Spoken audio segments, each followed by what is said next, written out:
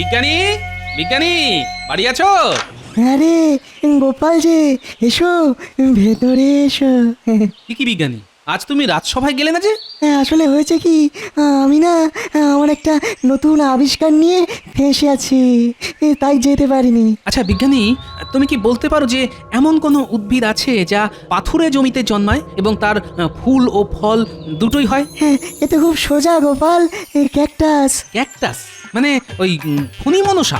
কিন্তু গোপাল, এই উদ্ভিদ যে আমাদের এইখানে খুব একটা জন্মায় না। তাহলে এটা কোথায় পাবো? দেখো গোপাল, এটা জন্মায় পাথুরে আর বালি জাতীয় জায়গায়। আর এই গাছের জন্য তেমন একটা জলেরও প্রয়োজন হয় না, যেমন মরুভূমি। হ্যাঁ বাবা, সেটা তো অনেক দূর, তখন যে কি করি। তবে আর কি, যাও।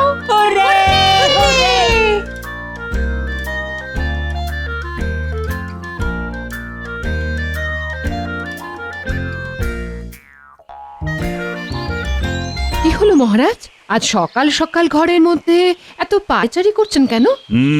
চিন্তা করছি রানী, চিন্তা চিন্তা গভীর চিন্তা। তা কি চিন্তা করছেন শুনি? দেখোই না রানী, আমি এত বড় রাজা হয়েও আমার নিজের চিন্তা ভাবনা বুদ্ধি দিয়ে একবারের জন্যও গোপালকে আমি জব্দ করতে পারি না। তাই আমি মনে মনে ভাবছি যে আমার বুদ্ধি কি দিন দিন লোপ পেতে চলেছে। ও এই ব্যাপার। ও কিছু নয় মহারাজ, আসলে আপনার যদি গোপালের মতো এত বড় একটা টাক থাকতো তাহলে আপনিও দেখতেন গোপালের মতো আপনার মাথাতেও এই এত এত বুদ্ধি থাকতো। মস্করা করছো রানী, মস্করা। না না মহারাজ, এটা বলবেন না, কিন্তু এটা তো সত্যি যে গোপালের বুদ্ধির কাছে কারুর বুদ্ধি টেকে না। সেটাই তো রানী, গোপালকে ফাঁদে ফেলার জন্য কোনো একটা বুদ্ধি যদি আমি পেতাম না। ঠিক আছে, আপনি না হয় ভাবুন, আমি চলি। এ কি রানী, আমি এইভাবে চিন্তায় মশগুল আর তুমি কি না আমাকে এইভাবে একা রেখে চলে যাচ্ছ? তুমি অন্তত আমায় একটা বুদ্ধি দিতে পারতে তো। বুদ্ধি? আবার আমি? ঠিক আছে ঠিক আছে, আপনি যখন এত করেই বলছেন তবে শুনুন। হ্যাঁ হ্যাঁ, বলো বলো বলো রানী, বলো বলো। মহারাজ, আপনার নদীর ধারে যে 2 কাঠা পাথুরে জমি আছে সেটা আপনি গোপালকে উপহার হিসেবে দিয়ে দিন। তাতে কি হবে? দেখুন মহারাজ, আপনি ওই জমিতে এত বছরেও কোনো ফসল ফলানো দূরে থাক, একটা ফুল গাছও ফোটাতে পারেননি। তাই আমি বলি কি, আপনি গোপালকে বলুন যে সে যেন ওই জমিতে 60 দিনের মধ্যে অন্তত একটা গাছে ফুল ফল ফলিয়ে দেখায়। কারণ যেহেতু ওই জমি পাথুরে, এই গোপালের পক্ষে ওই জমিতে কোনো ধরনের গাছ জন্মানো একেবারে অসম্ভব ব্যাপার। হ্যাঁ রানী, এটা কিন্তু তুমি দারুণ বুদ্ধি দিয়েছ। এবার আমিও দেখব যে গোপাল ওই পাথুরে জমিতে কিভাবে কোনো ফসল বা উদ্ভিদ জন্মিয়ে দেখায়।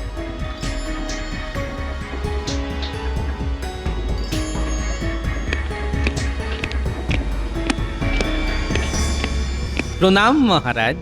এই তো গোপাল, কোথায় ছিলে এতক্ষণ? এই আমার নাতি নাতনিদের একটু নদীর ধারে ঘোরাতে নিয়ে গিয়েছিলাম, ওরা বড্ড বায়না করছিল কিনা তাই। শোনো গোপাল, আজ আমি তোমায় একটা ছোট্ট উপহার দিতে চাই। উপহার? তাও আবার এমনি এমনি? আসলে তোমার রানীমা বেশ কিছুদিন ধরেই তোমার প্রশংসায় পঞ্চমুখ, যে তুমি আমাদের জন্য কত কি করো, আর আমি নাকি তোমায় একটি ছোট্ট উপহারও দিই না। তাই রানীমার মতে আমায় নাকি তোমায় কোনো একটা ছোট্ট উপহার দেওয়া উচিত। তাই নাকি মহারাজ? তবে তবে দিন। আরে দাঁড়াও দাঁড়াও, আমার কথা যে এখনো শেষ হয়নি গোপাল। হ্যাঁ, আরো আছে নাকি? হ্যাঁ, আছে বই কি। এই উপহার তুমি নিশ্চয়ই পাবে, তবে এতে যে আমার একটা শর্তও আছে। উপহার দেবেন তা তো শর্ত? মহারাজের এই কথাটা যে সুবিধের ঠেকছে না। এ কি গোপাল, কি এত বিড়বিড় করছো বলো তো? না মহারাজ, বলছিলাম কি যে আমার উপহারটা কি সেটা জানতে পারি? নিশ্চয়ই। শোনো, আমার নদীর ধারে যে 2 বিঘা পাথুরে জমি আছে সেটা আজ থেকে তোমার। এবার শর্তটা হচ্ছে যে তোমাকে ওই জমিতে 60 দিনের মধ্যে এমন কোন উদ্ভিদ জন্মিয়ে দেখাতে হবে যাতে ফুল ফল দুটোই ফলে। এ আবার কি শর্ত রে বাবা? শুধু এইখানেই শেষ নয় গোপাল, আরও আছে। তাই বুঝি? যদি তুমি ওই জমিতে কোনো উদ্ভিদ বা কোনো ফসল ফলাতে না পারো, তবে তোমার পিঠে আমি শাস্তি স্বরূপ 10 ঘা চাবুক মারব, এবং তুমি যদি এই উপহার নিতে অস্বীকারও করো তাহলেও আমি তোমার পিঠে ওই 10 ঘা চাবুক মারব। কি গাড়া করে পড়লাম রে বাবা। উপহার নিলেও শাস্তি, আবার না নিলেও শাস্তি। এবার দেখছি মহারাজ গোপালকে কচ্ছপের মতো কামড়ে ধরেছে। কি গোপাল, চুপ করে গেলে যে? উপহার নিতে ভয় করছে বুঝি? আসলে মহারাজ, এটা উপহার না শাস্তি সেটাই ঠিক বুঝে উঠতে পারলাম না, তাই চুপ করে আছি। তবে আপনি যখন আমায় এত ভালোবেসে একটা উপহার দিচ্ছেন, আমি সেটা অবশ্যই মাথা পেতে নেব মহারাজ। বাহ বাহ বাহ, এই তো গোপালের মতো কথা। কিন্তু আমারও যে কিছু শর্ত আছে মহারাজ। কি শর্ত? শুনি শুনি। প্রথমত, এই 60 দিন আমি রাজসভায় আসবো না, এবং এই 60 দিনের বেতন আমায় অগ্রিম দিতে হবে, আর তার সাথে এই চাষের খরচ বাবদ 500 মোহর। ও তাই বুঝি। আর দ্বিতীয় শর্ত কি? আর দ্বিতীয়ত, এই 60 দিনের মধ্যে আমার কাজে যেন কেউ কোনো রকম হস্তক্ষেপ না করে, আর এই জমিতে আমি যে ফলে ফলাই না কেন তা আপনাকেই নিজের হাতে সেটা তুলতেও হবে আর খেতেও হবে। এখন যদি আপনি এই শর্তে রাজি থাকেন, তবেই আমি এই উপহার গ্রহণ করব মহারাজ। এতে আর বলার কি আছে গোপাল, মহারাজ নিশ্চয়ই খাবেন। কি মহারাজ, খাবেন তো? হ্যাঁ, আচ্ছা আচ্ছা, ঠিক আছে ঠিক আছে, সেটা না হয় তখনই দেখা যাবে। আগে তুমি ফসল তো ফলিয়ে দেখাও। ঠিক আছে মহারাজ, তাহলে ওই কথাই রইল। এবার আমায় আজ্ঞা দিন, আমি চলি, কারণ আমার ছুটি শুরু হয়ে গেছে কিনা। আসি মহারাজ। আচ্ছা মন্ত্রী, আমি কি কাজটা ঠিক করলাম? একদম মহারাজ, কারণ গোপালের পক্ষে এই পাথুরে জমিতে ফসল ফলানো একেবারেই অসম্ভব ব্যাপার। আপনি একদম চিন্তা করবেন না, আমি তো আছি। এবার আমিও দেখছি যে গোপাল ওই জমিতে কিভাবে ফসল ফলায়। মহারাজ, আপনি শুধু আমায় কিছু মোহর দেবেন, ব্যাস। হ্যাঁ হ্যাঁ মন্ত্রী, এখন দেখছি তুমি আমার ভরসা। যাও যাও যাও, এবার কাজে লেগে পড়ো। যথাজ্ঞা মহারাজ।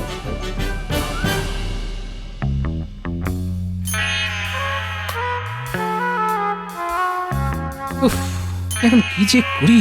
এমন কি উদ্ভিদ আছে যেটা পাথুরে জমিতে জন্মায়? হ্যাঁ, মনে পড়েছে, বিজ্ঞানী। ওর কাছেই না হয় একবার যাই। বিজ্ঞানী, বিজ্ঞানী, বাড়ি আছো? আরে গোপাল যে, এসো ভেতরে এসো। কি বিজ্ঞানী, আজ তুমি রাজসভায় গেলে না যে? আসলে হয়েছে কি, আমি না আমার একটা নতুন আবিষ্কার নিয়ে ফেঁসে আছি, তাই যেতে পারিনি। আচ্ছা বিজ্ঞানী, তুমি কি বলতে পারো যে এমন কোনো উদ্ভিদ আছে যা পাথুরে জমিতে জন্মায় এবং তার ফুল ও ফল দুটোই হয়? হ্যাঁ, এ তো খুব সোজা গোপাল, ক্যাকটাস। ক্যাকটাস মানে ওই ফণী মনসা? কিন্তু গোপাল, এই উদ্ভিদ যে আমাদের এইখানে খুব একটা জন্মায় না। তাহলে এটা কোথায় পাবো? দেখো গোপাল, এটা জন্মায় পাথুরে আর বালি জাতীয় জায়গায়, আর এই গাছের জন্য তেমন একটা জলেরও প্রয়োজন হয় না, যেমন মরুভূমি। হ্যাঁ, বাবা, সেটা তো অনেক দূর। তখন যে কি করি? কি হয়েছে গোপাল, তোমায় খুবই চিন্তিত দেখাচ্ছে। আসলে বিজ্ঞানী, এই ক্যাকটাস উদ্ভিদটা আমার চাই। ও, এই ব্যাপার, তুই একদম চিন্তা করো না গোপাল, আমার একজন পরিচিত লোক আছে, সে তোমাকে ওই ক্যাকটাস গাছ এনে দিতে পারে। আরে তাহলে তো আর কোনো কথাই নেই। তাহলে কবে আমাকে তার সাথে দেখা করাচ্ছে বিজ্ঞানী? তুমি যদি চাও আজ বিকেলেই। তাহলে বিজ্ঞানী, এবার আমি চলি, বিকেলে দেখা হচ্ছে। হ্যাঁ হ্যাঁ গোপাল, এসো এসো।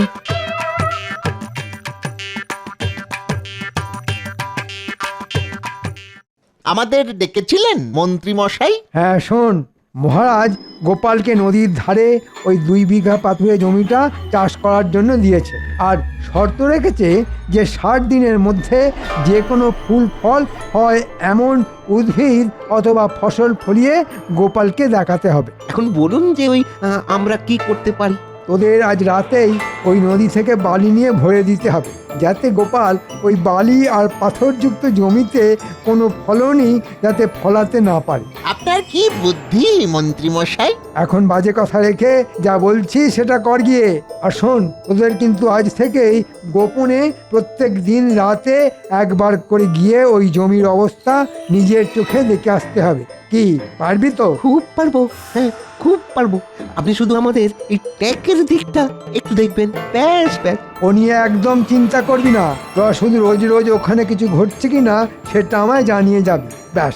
আচ্ছা মন্ত্রী মশাই, তাহলে এখন আমরা আসি। ঠিক আছে, আয়। বিজ্ঞানী বাড়ি আছো? আরে গোপাল যে, এসো এসো, ভেতরে এসো। আমি তোমার জন্যই অপেক্ষা করছিলাম। এই যে গোপাল, এই সেই ব্যক্তি যে তোমাকে মরুভূমি থেকে ওই ক্যাকটাস গাছ এনে দেবে। হ্যাঁ হ্যাঁ গোপাল দাদা, আমি বিজ্ঞানী মশাইয়ের কাছে সব শুনেছি। আপনি শুধু বলুন যে কবে আর কোথায় ওই গাছ পৌঁছতে হবে, আমি নিজে এসে আপনাকে ওই গাছ দিয়ে যাব। আরে এ তো খুব ভালো কথা। শুনুন, ভালো করে শুনুন। নদীর ধারে এক পাথুরে জমি আছে। আপনি আজ থেকে 59 দিনের মাথায় এই গাছগুলো নিয়ে সোজা নদীর ধারে চলে যাবেন। সেখানেই আমি থাকবো, আমাকে পৌঁছে দেবেন, কিন্তু সাবধানে, কেউ যেন জানতে না পারে। ওসব নিয়ে আপনি একদম চিন্তা করবেন না, আপনার কাজ হয়ে যাবে। এবার আমি চলি। হ্যাঁ হ্যাঁ, এসো এসো।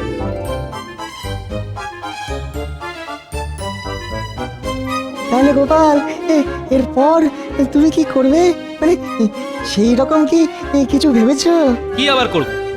শুধু বাড়িতে বসে আরামই আরাম। তাহলে চলি বিজ্ঞানী, তুমিও একটু সাবধানে থেকো, যেন কাক পক্ষীতেও টের না পায়। তুমি কোনো চিন্তা করো না গোপাল, নিশ্চিন্তে বাড়ি যাও। হ্যাঁ।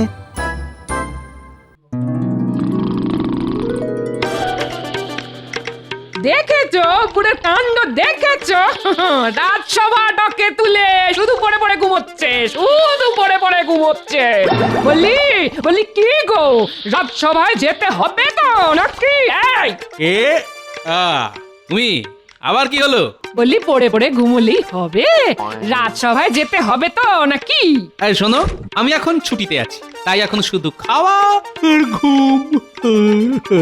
আরেকটা জিনিসও কিন্তু বাকি আছে গোপাল দাদু। আরে তোরাও এসে গেছিস, তা সেই জিনিসটা কি শুনি? গল্প শোনা। হ্যাঁ দাদু, তুমি যখন আর রাজসভায় যাবেই না, তখন না হয় আমাদের প্রত্যেকদিন একটা করে নতুন গল্প শুনিও। ওরে সেটা তো আছেই, তবে তার সঙ্গে সঙ্গে তোদেরকে যে একটা কাজও করতে হবে। কি কাজ দাদু? শোন তবে, কানে কানে বলি। এই পারবি তো? হ্যাঁ দাদু, ঠিক পারবো। সাবাস, তাহলে এবার তোরা যা, আর আমিও এই ফাঁকে একটু ঘুমিয়ে নি। আচ্ছা দাদু, এই চল চল চল।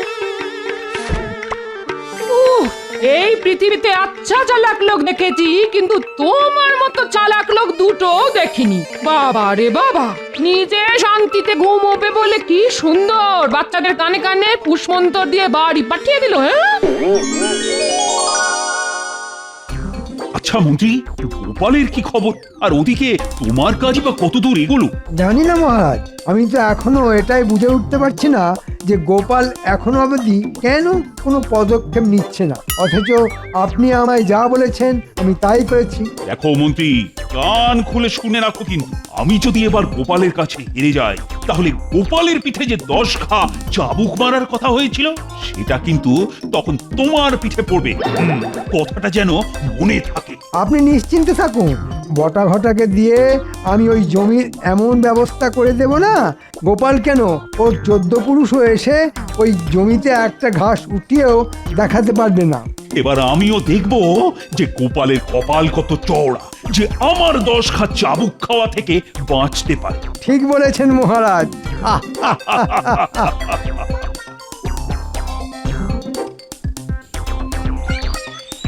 গিন্নি, আমি চলাম। এই কোথায় চললে শুনি?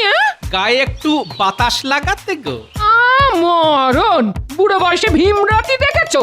যাচ্ছ যাও, পারলে আসার সময় একটু বাজার করে এনো, নইলে নইলে যে সেদ্ধ ভাত খেয়েই থাকতে হবে গো। যাও। আচ্ছা আচ্ছা, আনবক্ষণ, এবার চলি। এই জমির এই অবস্থা কি করলো? এ তো পুরো বালি। আচ্ছা বুঝেছি, এই সব বেটা ওই মন্ত্রীর কাজ। নিশ্চয়ই মহারাজ মন্ত্রীকে দিয়ে এই কাজ করিয়েছে, যাতে আমি এই জমিতে কোনো ফসলই না ফলাতে পারি। তবে মহারাজ তো আর এটা জানেন না যে মহারাজ এই কাজটা করে একরকম আমার উপকারই করেছেন। তাহলে এবার শুধু 59 দিন হবার পালা, আর তারপরেই জমবে মজা।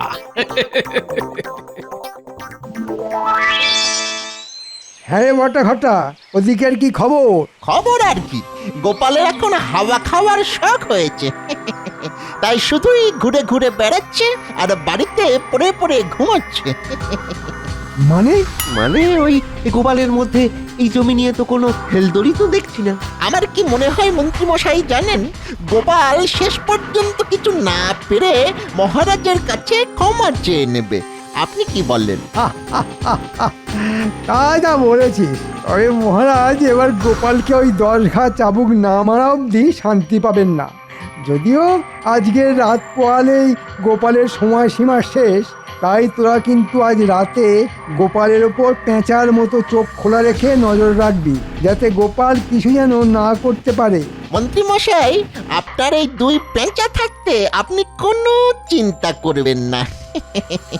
আর যদি কিছুই বেচাল দেখি, তাহলে ছুটে গিয়ে আপনাকে জানিয়ে আসবো।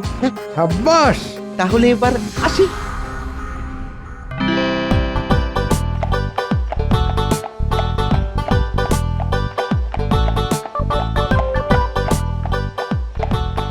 গোপাল দাদা, আমি এসে গেছি। আরে এসো এসো এসো, আমি তোমার জন্যই অপেক্ষা করছি। এই দেখো গোপাল দাদা, তুমি আমায় যা বলেছিলে আমি ঠিক তাই এনেছি।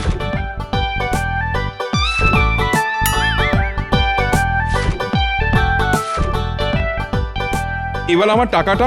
হ্যাঁ হ্যাঁ নিশ্চয়ই, এই নাও।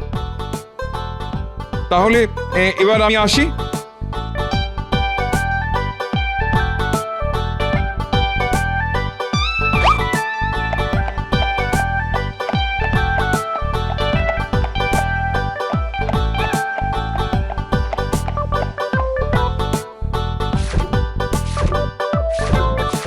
আরে তোরাও চলে এসেছিস? হ্যাঁ হ্যাঁ গোপাল দাদু। চল তাহলে এবার আমরা সবাই হাতে হাতে এই গাছগুলো জমিতে পুঁতে ফেলি, আর খানিকটা জলও দিয়ে দেব, যাতে গাছগুলো সতেজ বলে মনে হয়। তবে সাবধান, দেখিস যেন হাতে কাঁটা না লাগে।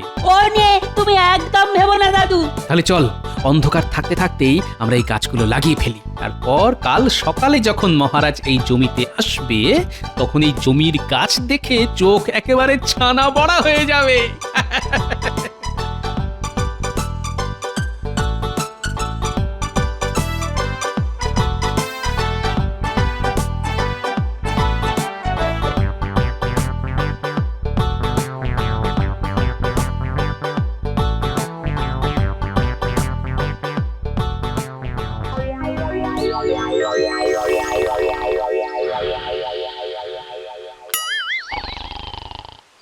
এই বটা, আরে আরে এবার ওঠ, ভোর হয়ে এলো যে, জমি দেখতে যাবি না? ওঠ ওঠ। দূর ঘরটা দিলি তো ঘুমের 12টা বাজিয়ে। ওরে গোপাল যখন এই 59 দিনে কিছু করতে পারলো না, তবে শেষ রাতেই বা কি করবে? ঘুমিয়ে পড়। যদি মন্ত্রীমশাই এসে আমাদের কিছু জিজ্ঞাসা করে, তখন বলবো যে আমরা জমি দেখে এসেছি। ঘুম পাচ্ছে। তুই ঠিক বলেছিস। হ্যাঁ, আজকে গোপাল সেই রকম কোনো কিছুই করবে না। আরে হ্যাঁ রে বাবা, হ্যাঁ। এবার বেশি কথা না বলে চুপটি করে ঘুমোতো। ঘুমিয়ে পড়। ঠিক আছে, ঘুমিয়ে পড়ি। হ্যাঁ।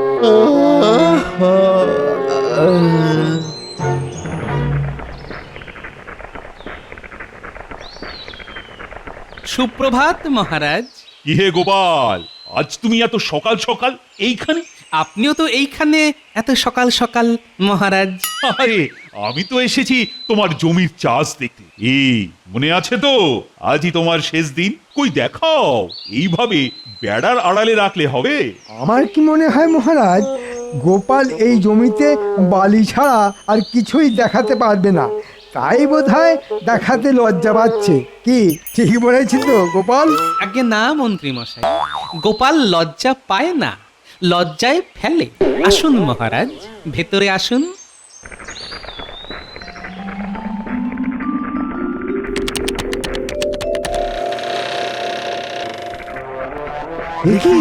এই কি দেখছি আমরা? কি করছো গোপাল? কেন মহারাজ, আপনিই তো বলেছিলেন যে 60 দিনের মধ্যে আমি যেন এই জমিতে যে কোনো ধরনের ফুল ফলযুক্ত উদ্ভিদ অথবা ফসল চাষ করে দেখাই। তবে এই দেখুন মহারাজ, এই সেই উদ্ভিদ যার মধ্যে ফুল ফল দুটোই হয়েছে, আর এই উদ্ভিদের নাম হলো ক্যাকটাস। না মহারাজ, এটা কি করে হয়? এটা তো কাঁটা গাছ। কেন হয় না মন্ত্রী মশাই? এটাও তো এক ধরনের উদ্ভিদ, আর এর মধ্যে ফুল ফল দুটোই হয়েছে। আহ, সবই তো বুঝলাম, কিন্তু আর কোনো কিন্তু নয় মহারাজ। এবার আপনাকেও আপনার কথা রাখতে হবে, অর্থাৎ এবার যে আপনাকে একাই এই সব গাছের ফল তুলে খেতে হবে, আর তার সঙ্গে 10 ঘা চাবুকের কথাটাও ভুলবেন না মহারাজ। হ্যাঁ হ্যাঁ গোপাল, সত্যি সত্যি তোমার বুদ্ধির জবাব নেই। যেহেতু যেহেতু মন্ত্রী আমাকে তোমার জমিতে ওই বালি ফেলার বুদ্ধিটা দিয়েছিল, তাই মন্ত্রী এই জমির সমস্ত ফল তুলে খাবে। আর সব শেষে ওই 10 ঘা চাবুক। এই কি মহারাজ, বুদ্ধি আপনার আর শাস্তি আমার, এটা কিন্তু একদম ঠিক হচ্ছে না। চুপ! আর একটা কথাও যদি তুমি বলো, তাহলে 10 ঘা চাবুকের জায়গায় তোমার পিঠে পড়বে 50 ঘা চাবুক। নাও, আর কথা না বাড়িয়ে তাড়াতাড়ি এই জমির ফলগুলো তুলে খেতে শুরু করো। আমি? হ্যাঁ, তুমি না তো কি, আমি। অগত্যা।